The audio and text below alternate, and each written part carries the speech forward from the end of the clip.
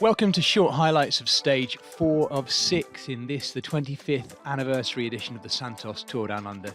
And this was set to be not only the longest stage, but the coastal stage. At last we get a chance to see the beautiful South Australian coastline. The riders signing on in Glenelg, ready for a long ride southward across the Fleury Peninsula and an opportunity to see if they could take that ochre leaders jersey off the shoulders of yesterday's winner, Javier Romo, the Spaniard. An intermediate sprint point, 2 intermediate sprint points to set us up, one in Snapper Point, a place familiar with fans of the Santos Tour Down Under, and then across the Fleury Peninsula to head in the direction of Victor Harbour, where this race finished 2 years ago, once again taking in the sting in the tail. Nettle Hill, of course. There's the profile. Not the hilliest, but certainly tough enough, up and down, and getting warmer and warmer as we get in towards the weekend.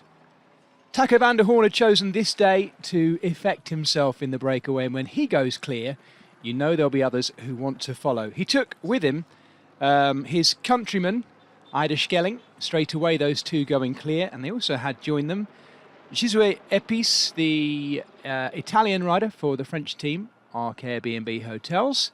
While that was going on though, once again, second day in a row, an odd crash in a strange place, this time taking out the winner of the Santos Tour Down Under, the last time we finished in Victor Harbour, Jay Vine, going to the doctor's car to be tended to as well. Eventually, the breakaway was completed and Mauro Schmidt had made his way across in the company of Junior Lecerf, the young Belgian from Soudal-QuickStep. Mauro Schmidt taking the first of the intermediate sprint points, getting himself 3 seconds as he indicates having just done so. And then we saw these fantastic shots looking across the beach. And the wind started to blow. Little echelons forming in both the breakaway and the peloton. There was a lot of nervousness about what the wind would do today, in actual fact. I can tell you though, in the end it didn't cause too much chopping. More nervousness than anything else. On to the second intermediate sprint point in Yancanilla, and once again it was Mauro Schmidt, this time ahead of Gisouet Epis. Junior Lecerf also having a go.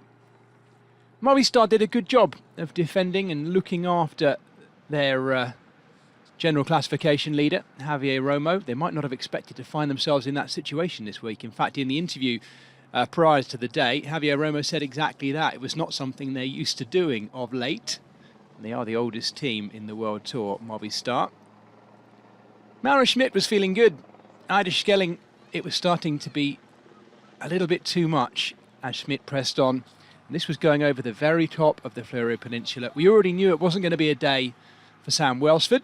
Double stage winner already, and he'll be waiting for Sunday's Adelaide City Centre final stage instead. In the end, Mauro Schmidt was brought back by resurgent Taco van der Hoorn, who'd been caught by the peloton and then was doing his job for the sprinter in his team, Arne Marit.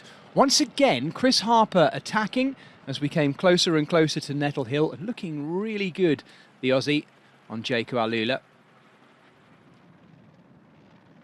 Plenty of mountain bikers around, enjoying the trails in South Australia and taking an opportunity to manual alongside our speeding peloton, and they really were ripping. Speeds in excess of 100 kilometers per hour on some of these descents as well. It was so fast, both off the back, down into Victor Harbour, and then off Nettle Hill itself.